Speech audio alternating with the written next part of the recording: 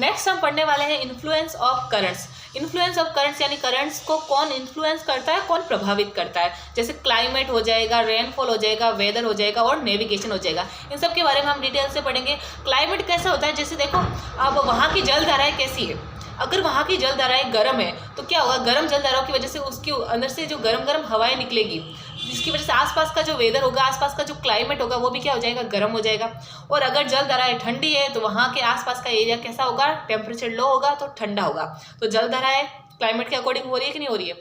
जैसे कुछ एग्जांपल्स दे रखे हैं। Kuroshio is a warm currents flowing by the eastern coast of Japan keeping the winter mild in southern Japan. यानी कि एक नाम दे रखा है, कौन सी वार्म करंट है यानी गर्म जलधारा है, नाम है कुरुसियो।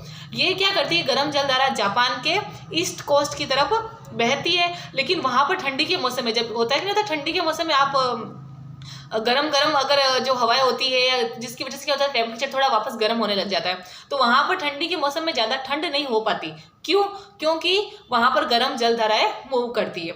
सेकेंड है, ये एग्जाम्पल दे रखा है, मतलब टेम्परेचर कैसे होता है, जैसे कि ठंडा होना चाहिए लेकिन गर्म जलधाराओं की वजह से टेम्परेचर क्या हो रहा है, गर्म हो रहा है, तो उसके अकॉर्डिंग हो जाएगा। दूसरा एग्जाम्पल है the Oyashio currents flowing by the northern coast of Japan make it several cold.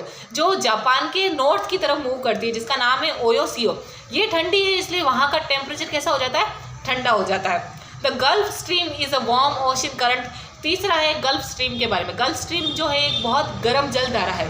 It start from the gulf of Mexico. ये मैक्सिको की खाड़ी से निकलती है। गल्फ का मतलब होता है खाड़ी। तो ये मैक्सिको की खाड़ी से निकलती है एंड फ्लो नॉर्थवर्ड्स, और नॉर्थ की तरफ यानी उत्तर की तरफ ये मूव करती है।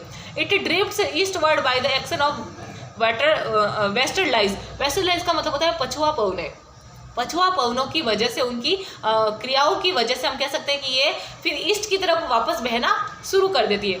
It keeps the western coast of northern Europe open, जिसकी वजह से क्या होता है, जो यूरोप है, यूरोप का जो नॉर्थ वाला एरिया होता है वो हो जाता है, थोड़ा खुल जाता है, मतलब ओपन हो जाता है उसका get the year round and thus benefits Britain as well as Norway. जिसकी वजह से क्या होता है, हमें मतलब पहले क्या जल मार्ग, अभी भी जल मार्ग से हम ज़्यादा से ज़्यादा व्यापार करते हैं। बड़ा जो स्टॉक होता है हम कह सकते हैं समुद्र के द्वारा ही एक देश से दूसरे देश में भेजते हैं।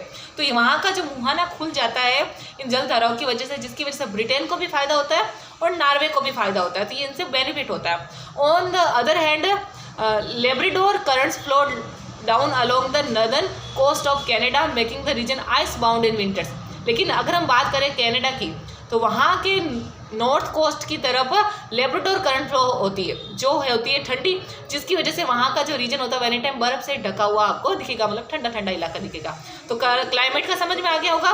नेक्स्ट हम स्टार्ट करें rainfall. Winds blowing over warm currents suck up a lot of moisture and cause heavy rainfall in the nearby coastal region। जो है ना, ये जो पवनें बहती है blowing over warm currents, जो गर्म हवाओं के साथ बहती है, suck up a lot of moisture, जो क्या करती है, बहुत सारा मॉइस्चर ले लेती है, एंड काउज हेवी रेनफॉल, और जिसकी वजह से वहाँ के जो कोस्टल रीजन होता है यानी आसपास का किनारा होता है वहाँ पे बहुत ज़्यादा हेवी रेनफॉल होता है। But winds blowing over cold currents bring little rainfall in the nearby coastal area। लेकिन जहाँ पर ठंडी हवा है यानी कि गर्म होगी तो क्या होती है, वहाँ पर बारिश ज़्यादा होती है, और जहाँ पर ठंडी करंट्स जो फ्लो हो रही है, कोल्ड करंट्स फ्लो हो रही है, वहाँ का जो कोस्टल एरिया है वहाँ पर बारिश ज़्यादा नहीं हो पाती।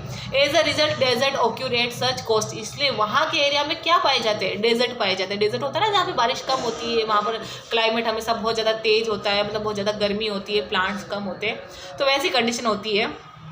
नेक्स्ट है हमारा weather. A very thick fog is produced where a warm and cold current meet each other. यानी कि जब वार्म करंट्स और कोल्ड करंट्स आपस में टकराती है तो वहाँ पर जो कंडीशन होती है उसको हम बोलते हैं फॉग। बहुत सारा कोहरा और धुआं होता है ना, उस टाइप की सिचुएशन हो जाती है। The foggy weather is very dangerous for ships. Definitely ship के लिए बहुत डेंजरस होती है। आपने देखा होगा सर्दियों में भी कभी बहुत ज़्यादा फॉग हो जाता है तो हमें दिखना बंद हो जाता है कि आगे क्या है, तो ऐसी कंडीशन में एक्सीडेंट वगैरह ज़्यादा हो जाते हैं। तो same as well as ocean में भी यही होता है, शिप्स वगैरह होती है, आगे का रास्ता नहीं दिखेगा तो शिप्स के लिए डेंजरस हो जाएगा, आगे क्या है हमें पता नहीं चलता ना, तो उनके लिए नुकसानदायक हो जाता है। But at the same time shallow banks develop in such areas that abound with fish. लेकिन एक फ़ायदा भी है, उस टाइम क्या होता है जब फॉग की कंडीशन होता है सेलो बैंक्स बन जाते हैं। सेलो बैंक्स बन जाते हैं यानी कि वहाँ पर बहुत सारी फिशेज आ जाती है, तो फिशरमैन के लिए फ़ायदा हो जाता है कि वहाँ से वो ज़्यादा से ज़्यादा फिश कलेक्ट कर पाते हैं। नेक्स्ट है हमारा नेविगेशन, एक करंट्स को इन्फ्लुएंस करता है ये भी।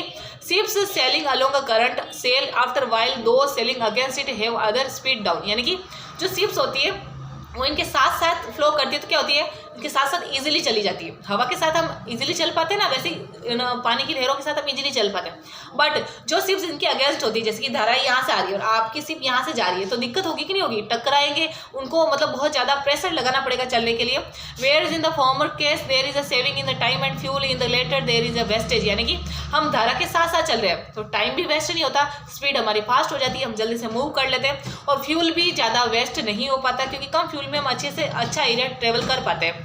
बट इसका अगर हम अपोजिट की बात करें, अगर हम इसकी उल्टी साइड में चलेंगे तो क्या होगा, हमें ज़्यादा प्रेशर लगाना पड़ेगा, ज़्यादा फ्यूल यूज़ करना पड़ेगा और टाइम भी बहुत ज़्यादा होगा क्योंकि स्पीड हमारी हो जाएगी कम। तो ये कुछ हम कह सकते हैं इन्फ्लुएंसेस ऑफ करंट्स थे। तो हमारा चैप्टर खत्म हो गया है।